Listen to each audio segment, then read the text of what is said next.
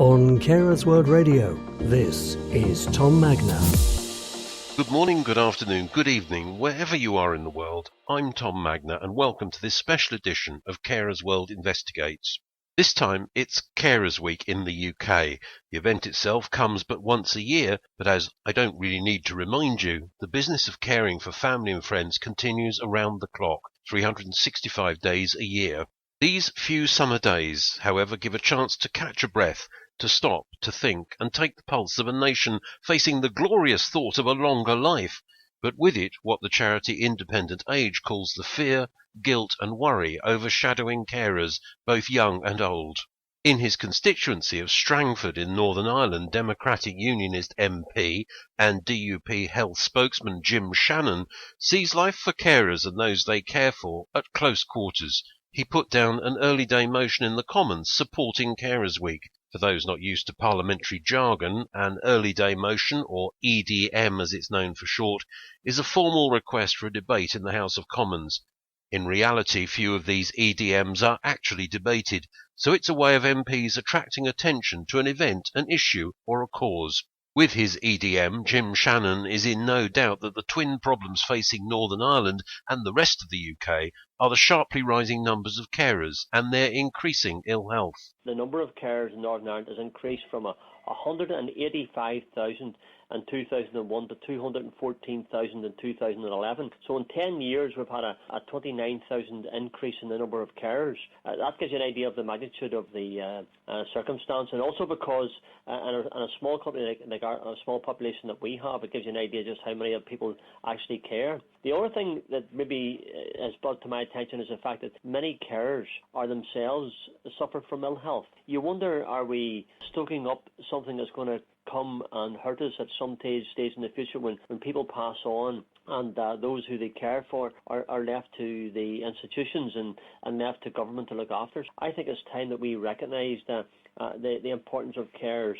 And I think we've also got to have a Department of Health who responds better and is more carer-friendly towards the carers than perhaps it is at this moment in time. What would your message be to the Department of Health? Because I've no doubt they will say, well, we have the new Care Act, and that really will be much more user-friendly and family-friendly. Well, I wouldn't doubt that the intentions of government are admirable, and that's not the issue.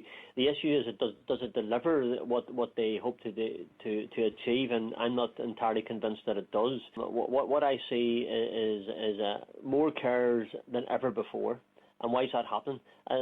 Because people are inherently good. That's a fact of it. There's a massive number of people there who I think I referred to it in the press as there's nothing short of sacrificial love to the ones that they look after. So I think it's more now. I think government has to set aside funding. Additional funding, I believe, to ring-fence funding even, to give respite to carers, because carers themselves, by the very nature of what they do, need some help, and I think government should be focusing upon that. How can we ensure that carers can continue to help? Government has to be involved in that process. One of the trends that we've noticed over the years, and particularly perhaps in the last year or so, and maybe because we've just had a general election, is that feeling of love that you describe comes across very vividly and very clearly from our listeners, but it's starting to turn into anger and frustration. There's absolutely no doubt that there is. Yeah, the people will continue to help. That will never be the issue, because their motivation is my relative or my family member needs help, and I'm going to do that. So that's never going to change. What I believe needs to change is the attitude of government towards those people to enable them to continue to do what they do. In Northern Ireland last year, the figures indicate that there was a saving by carers caring. There's a saving of 4.4 billion a year with the unpaid help. That's what they do. Government can't ignore the massive contribution that carers make to looking after people, and because of that, I think government should look more sympathetically and be more flexible when it comes to assisting the carers.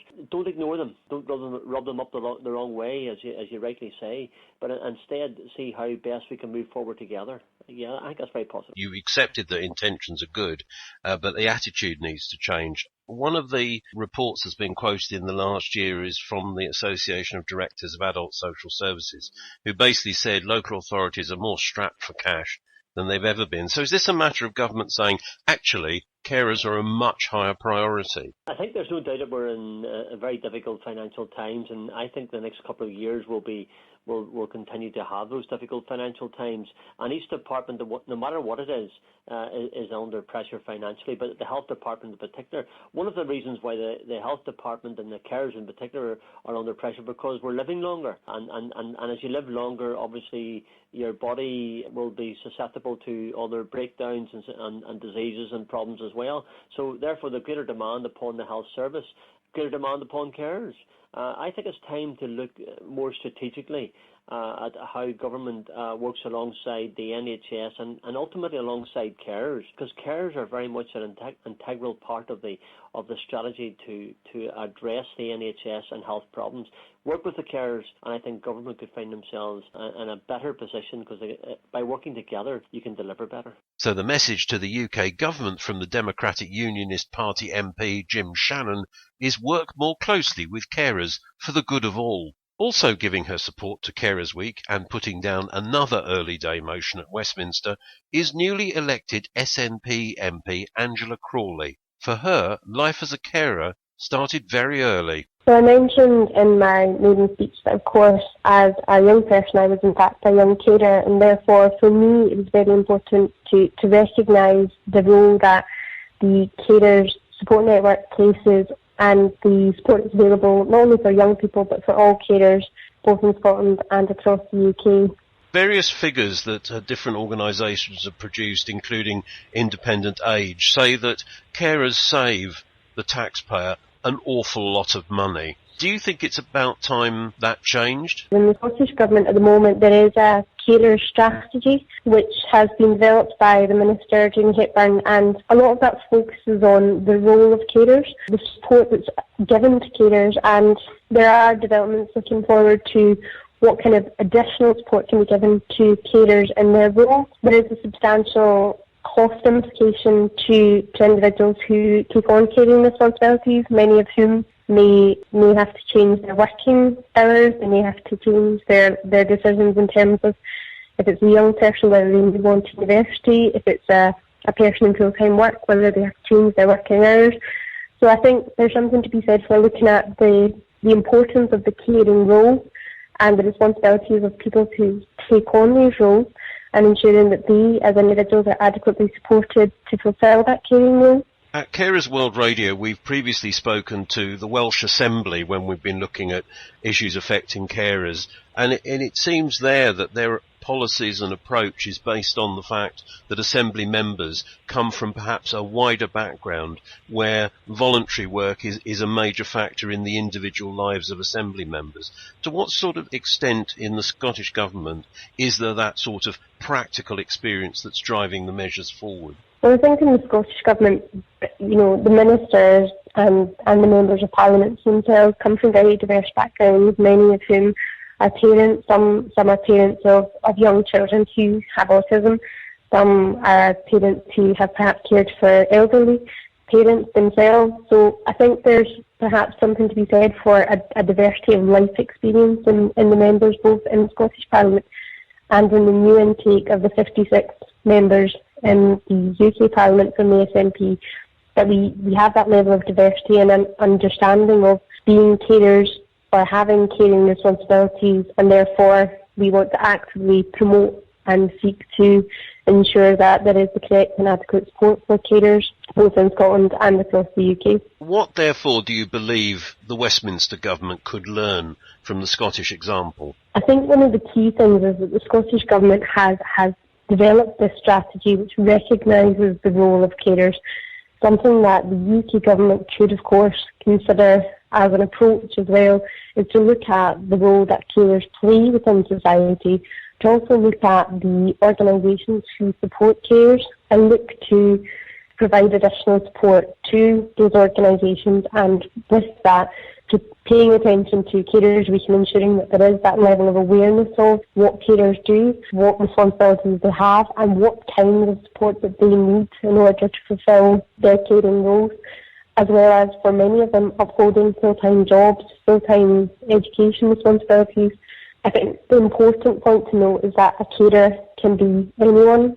They can be any age. They can be a young person. They can be an older person. They can be someone with a full-time job, someone in full-time education, and therefore their needs can, of course, differ, but the awareness of what a carer is and what carers' needs are, as well as the needs of those that we care for, is absolutely crucial to getting that right support. Critical, presumably, also is that there is sufficient money available to provide the necessary support for carers. Is it therefore really down to a lack of money or perhaps different financial priorities? I think it's fair to say that different governments have different priorities.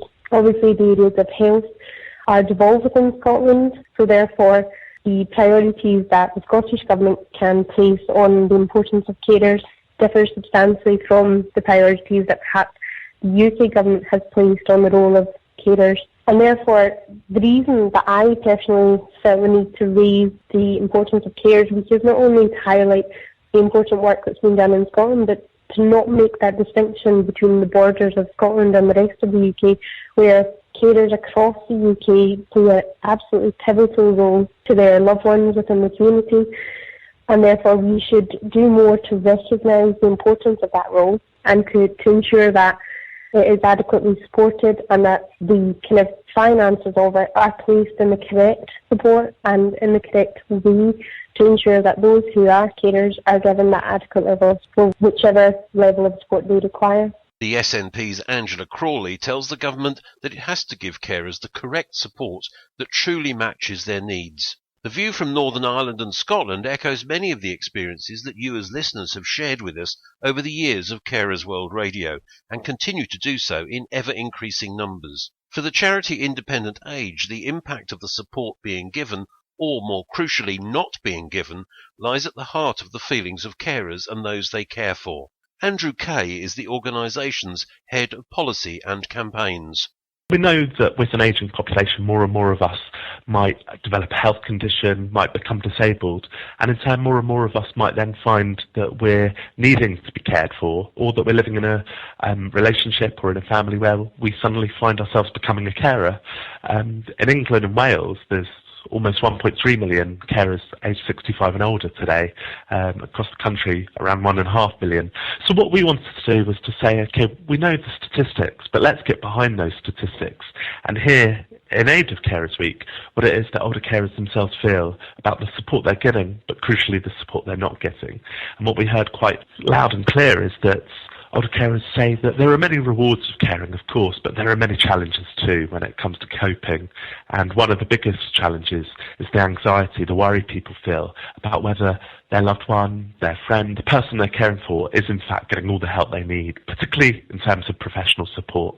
One of the things that we've noticed with our listeners on Carers World Radio is that this year particularly, possibly with the fact we've just had a general election, who knows, but this feeling of charitable love has turned into frustration and anger. Does this mean that the government, the care providers and all those who have the solutions in their hands are really not doing enough? Arguably, there's so much more the government, the NHS, charities too could do. And let's not forget the NHS. Of course, times are difficult for the NHS, for government as a whole, in terms of the public finances. But let's also not forget that carers save our economy £119 billion each and every year through their caring role, because perhaps people that they care for are supported independently at home and might not require so much hospital or residential care. And that's more, that £190 billion we spend each year, than we spend on the NHS. So I think we need to get priorities clear. The government has put in place lots of good legislation, lots of good policies, but it's about whether all those things are now delivered in practice. And one of the things we'd really urge is that carers are identified. I think that's the key thing. A lot of older people in particular are just thinking of themselves as a husband or a wife. They're not thinking of themselves as a carer when they support their loved one or their partner or their friend. And what we need need to do, particularly through GPs, is make sure more and more people are identified early.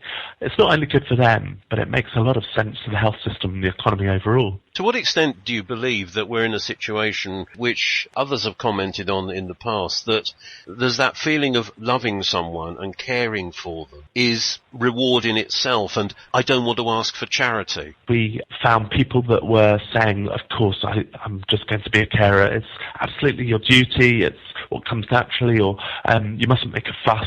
As difficult as it can be at times, you must just get on with it. And there are others who were also very much trying in the same determined spirit to do the best they could, but they might have been experiencing a health problem of their own, might have been feeling quite frail. Maybe they didn't have any of their own friends and family around to support them as a carer. And so they were often being a little bit more vocal, perhaps, about the fact that they were struggling. And that wasn't an admission of them not doing everything they can. They were doing everything they could. What it was an admission of is that we need to provide more support to the carer and not just think of support to the people who have the care needs. Everyone needs that help. Is this a matter of those providing the care going out and finding those who need the care? Or is it simply a case of, in a sense, that because money is restricted, that actually we don't want to spend the money, so let's not go and find those carers because we can't afford to help them? Well, that'd be a terribly worrying indictment of our care services if that was the case. In England, at least, there's been a recent piece of legislation that's gone through Parliament called the Care Act. What it says is that carers in particular, but all groups, should be proactively identified and targeted with good information advice about their rights to an assessment, for example, from their social services team. And not everyone now knows that through the Care Act, which came into effect in April, that actually, regardless of how much care you do provide, for how many hours, or indeed whether the person you care for has significant or moderate needs, as a carer, you might be entitled in your own right to support. That might be support for a respite, for a break, even if it's just 1 hour a week. And so the onus really should be on social services teams, doctors, but also charities to reach out and make sure no one's abandoned and cut adrift. In that landscape, based on the findings of your report, what message would you send to the government? What we'd say to the government is 6,000 people become a carer every day. What we would also say is by 2037, so not too long away, just over 15 years' time, actually the total population of carers, 6.5 million today, is projected to increase to 9 million people. So 1 in 8 people are carers today, but it's going to become even more. And we'd say, look, don't forget that carers save the economy a lot of money. So you, in turn, need to provide carers with all the support they need to do their role. Don't ever take them for granted. Make sure they get the social services help they need, that their loved ones also get the professional help they need. But also, let's make sure that through the social security system, the benefit system, if you like, that we recognise carers' contribution. There's a few concerns right now ahead of the budget that carers' allowance and other key benefits might be looked at. And we'd say, look, to the government, make sure you absolutely recognise carers' contribution through the social security system. Andrew Kay is Head of Policy and Campaigns for the charity Independent Age. Just over a month before the UK general election, the previous administration's Care Act came into force. Many carers' rights campaigners hailed the act as the dawn of a new era for carer support. Others were not so confident, pointing to the original omission of young carers and grandparent carers from the draft legislation that started the whole process off. So whether or not the Care Act 2014 solves more problems than it creates in practice remains to be seen. Although the provision of care and support covers many organisations, both statutory and voluntary, carers and those they care for see the buck stopping firmly at the door of the UK Government's Department of Health. The Right Honourable Alistair Burt MP is the new Minister of State for Communities and Social Care. Mr. Burt starts in his new post with what many see as a particularly carer-friendly CV. Between 1995 and 1997, he was Minister for Disabled People in John Major's government, and most recently as a constituency MP, became President of Carers in Bedfordshire. So, new Minister, new challenges, but the voice of experience. I've been lucky enough to have been a Member of Parliament for some time and to have held a number of ministerial roles. So that's all given me background experience.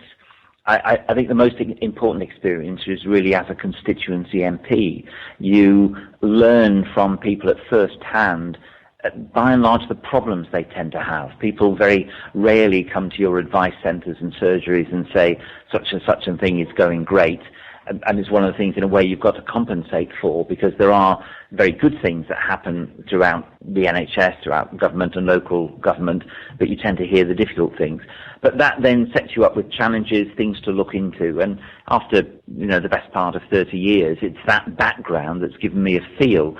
I think the experience of having been a minister before, particularly in the area that you mentioned, and the up-to-date experience with carers in Bedfordshire means you, although you come into a new job very new and there is an awful lot to learn, you know how to be a minister, you know how to get information quickly, and you've had a long briefing, as it were, through the background experience. So I hope that enables me, in the best sense of the word, to hit the ground running and be able to take on the challenges left by a very good predecessor and continue the good work and look for more innovation and things that we can do even better. So I hope it means there's a seamless transfer, and thus the good work that's been achieved in relation to caring for people can continue. You come into post just after the new Care Act came into force, a number of years of work with two of your parliamentary predecessors particularly. Yeah. Naturally, I think it's fair to say that most people welcome the concept of the Care Act. There obviously, of course, are eligibility criteria, like any other piece of legislation. So do we not have a situation where more people than ever are tapping into resources that are harder and harder to come by, and therefore creates a lot of pressure in the statutory sector, if you like, and also a knock-on effect on financial considerations in the voluntary sector? How, as Minister, can you make sure that all carers and the people they care for get their full entitlement? Okay, well, let's separate your question into two, really, sort of the demand side and then what legislation can do. On the demand side, what a minister can say very clearly is this is not going to change. If you look at the composition of our population, the numbers of people who are growing older and more likely to need care, we are not going to reach a situation where the state is going to be able to cover everything. There will always be pressure and resources will always be finite. So I think we can take that for granted. The question then is, how do you cope with the demand, and what are and how do we handle the entitlements and everything else? As you will know, better than me, what the government has sought to do is to put in extra money to cover the costs of bringing in the Care Act, £470 million, £104 million to support the new carers' rights, which are in the Act. So I think what we've done is look at the statutory rights and responsibilities and put those in place. We expect, and we are looking to local authorities to deliver on their part of the commitment. But the job is not done just by that.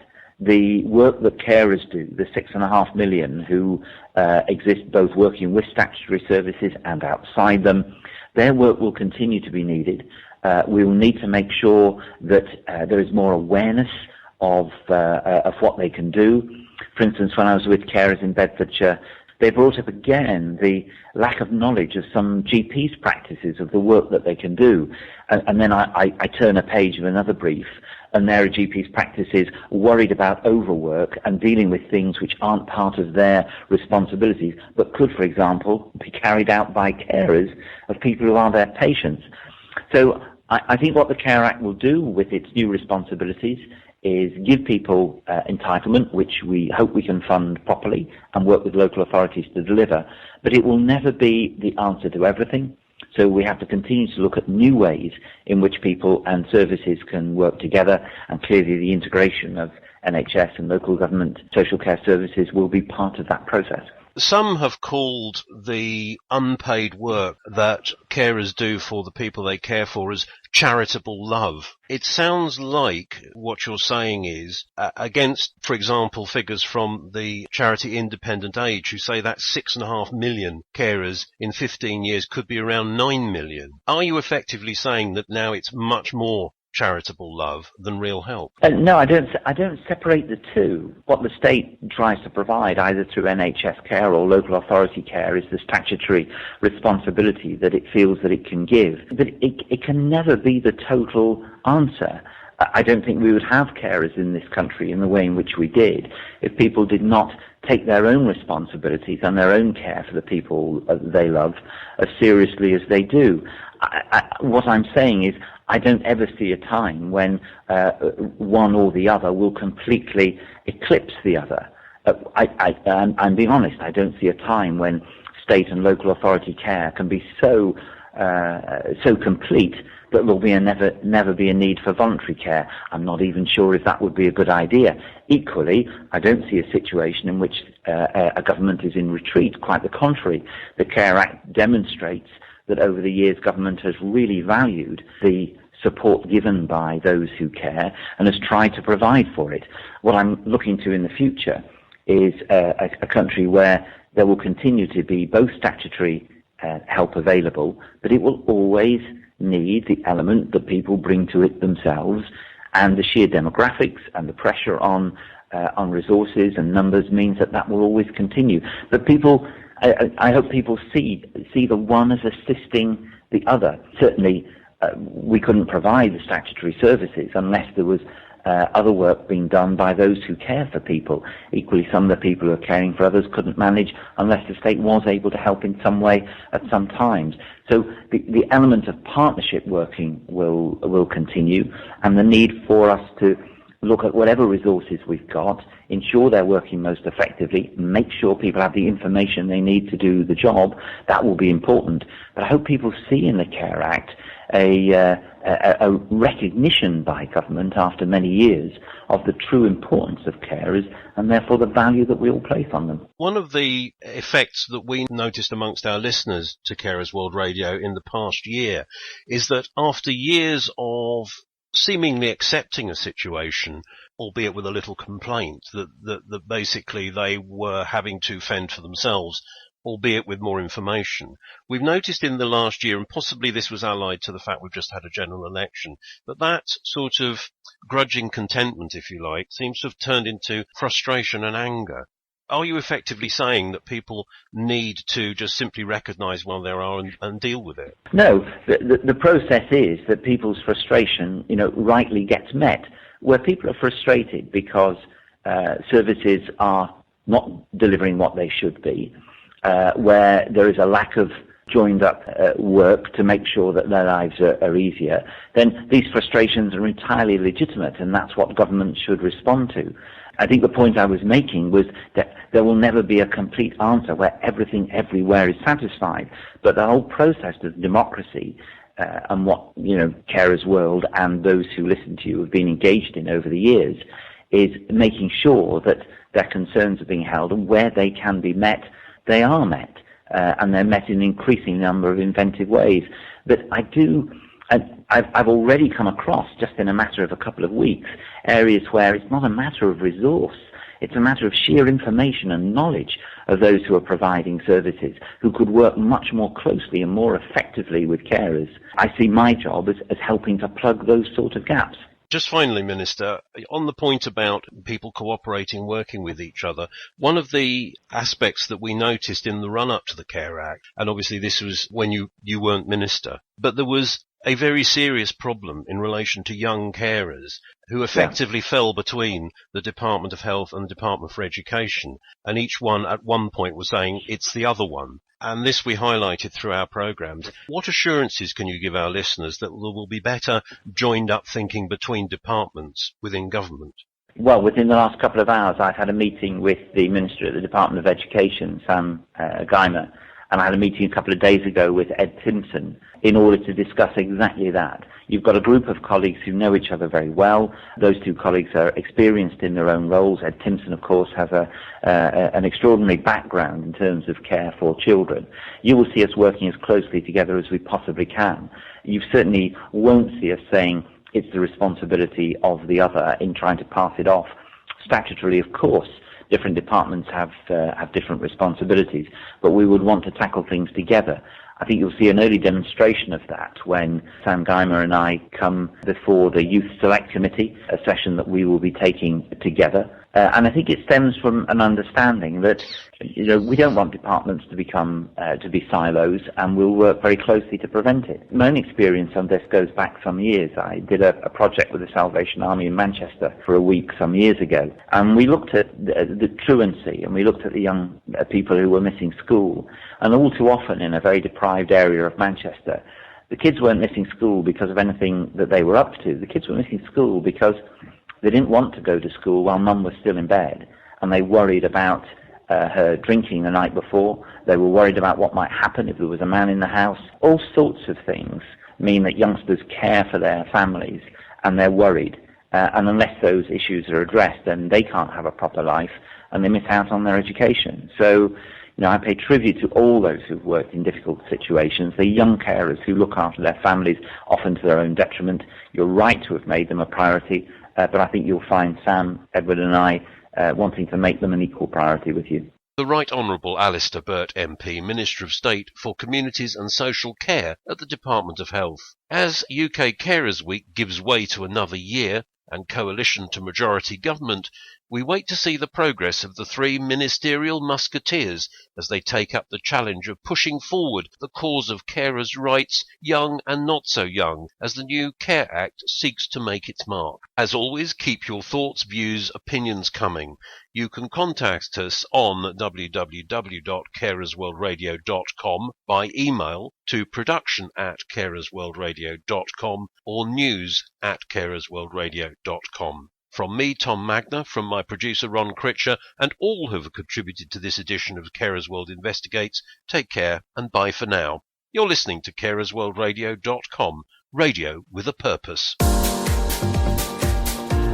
From studios in the United Kingdom, this is Carers World Radio.